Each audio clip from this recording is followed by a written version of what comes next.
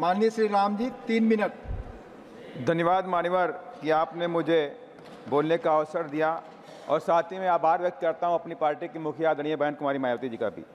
मान्यवर, राष्ट्रपति जी के भाषण में विकसित भारत की बात करी गई, लेकिन विकसित भारत की बात तब तक अधूरी है जब तक संविधान के चारों पॉइंट जो प्रियम्बल में लिखे हैं वो पूरे नहीं किए जाते हैं। सामाजिक न्याय, जस्टिस में सामाजिक न्याय, आर्थिक न्याय आज भी इस देश के अंदर दलितों, पिछड़ों, आदिवासियों को नहीं मिला। मान्यवर, इस पर सरकार को विशेष ध्यान देना पड़ेगा और मैं सरकार से कहना चाहता हूं आपके माध्यम से कि रिजर्वेशन में, प्रमोशन में रिजर्वेशन का जो बिल पेंडिंग पड़ा है उसे पूरा कराया जाए, प्राइवेट सेक्टर में रिजर्वेशन दिया जाए और साथ ही विकसित भारत की बात इस देश में तब तक नहीं हो सकती जब तक हम शिक्षा की तरफ नहीं बढ़ेंगे। जितने भी इस देश बाहर की कंट्री हैं, डेवलप कंट्रीज़ हैं, उनके पास एजुकेशन के दम पर, साइंस और टेक्नोलॉजी के दम पर आगे बढ़ी हैं, लेकिन आज शिक्षा का बाजारीकरण किया गया। शिक्षा को तमाम सरकारों ने पीछे गरीबों से धकेलने का काम किया। आज शिक्षा गरीबों से बहुत दूर होती नजर आ रही है। इस पर भी मैं सरकार से आग्रह करूंगा, शिक्षा को लेकर के गरीबों की शिक्षा फ्री की जाए।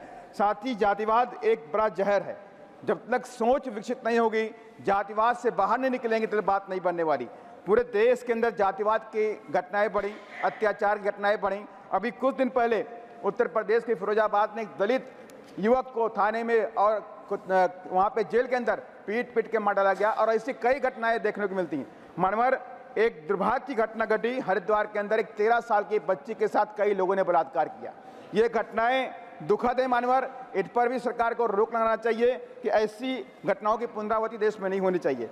और मानवर, एक बात और मैं कहना चाहता हूं कि पिछले कई सालों से इस देश के जो दलित और आदिवासी है उस सरकारी जमीनों पर मकान बना कर रहता है। उनके पास कोई कागज नहीं है, दशकों सदियों से रहते हैं, लेकिन सरकार ने पिछले कई सालों से सरकारी जमीन खाली कराने के नाम पर बुलडोजर से मकान तोड़ दिए और वो बेचारे बेघर हो गए। दलितों के मकान तोड़े गए, आदिवासियों के मकान तोड़े गए, मुसलमानों के मकान तोड़े गए। इस पर भी सरकार को ध्यान देना चाहिए। सरकार पूरे देश की है, जनता की है, चाहे वो दलित हो, चाहे आदिवासी हो, चाहे वो पिछड़े समाज का हो। मानवर, लास्ट में कहना चाहता हूँ, किसान सम्मान निधि अच्छी बात है, लेकिन कभी आपने सोचा, किसान सम्मान निधि तो ठीक है, लेकिन कभी आपने सोचा जो कृषि में जो काम करते हैं, कृषि श्रमिक जिसे खेतिहर मजदूर कहते हैं, वो सिर्फ 2-3 महीने की इनकम पर डिपेंड करते हैं। मानवर, मैं सरकार से कहना चाहता हूं आपके माध्यम से, जो खेतिहर मजदूर है, कृषि श्रमिक है, उनको भी किसान सम्मान निधि की तरह कृषि श्रमिक निधि देने का सरकार काम करे।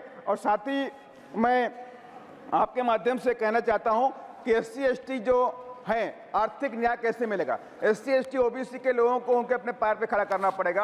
कई दसियों साल से इस देश के अंदर SC/ST लोगों को कहीं पट्टे नहीं दिए गए, जमीन के पट्टे नहीं दिए जा रहे हैं, जबकि उत्तर प्रदेश के अंदर 2007 से 12 के बीच में आदरणीय बहन कुमारी मायावती जी ने 4.5 लाख हेक्टेयर जमीन SC/ST OBC के लोगों को, जो भूमिहीन लोग थे, उनको देने का काम किया था। मानवर, मैं यही सब बातें आपके माध्यम से कहना चाहता हूं। साथ ही एक लास्ट पॉइंट मानवर में कहना चाहता हूं, 2018 की घटना, जब SC/ST एक्ट को खत्म किया गया, सुरक्षा कवच को खत्म किया गया, तो वहां पे आंदोलन हुआ। आंदोलन में लाखों बच्चों के ऊपर मुकदमे किए गए, लेकिन सरकार से मैंने कई बार आग्रह भी किया है कि उन मुकदमों को खत्म कर दे। जब आपने बात को मान लिया है, SC/ST कानून को वापस भी कर दिया, तो उनके ऊपर लगे मुकदमे वापस कर दे। ये मेरी सरकार से अनुरोध है आपके माध्यम से। धन्यवाद। जय भीम, जय भारत। धन्यवाद माननीय श्री राम जी।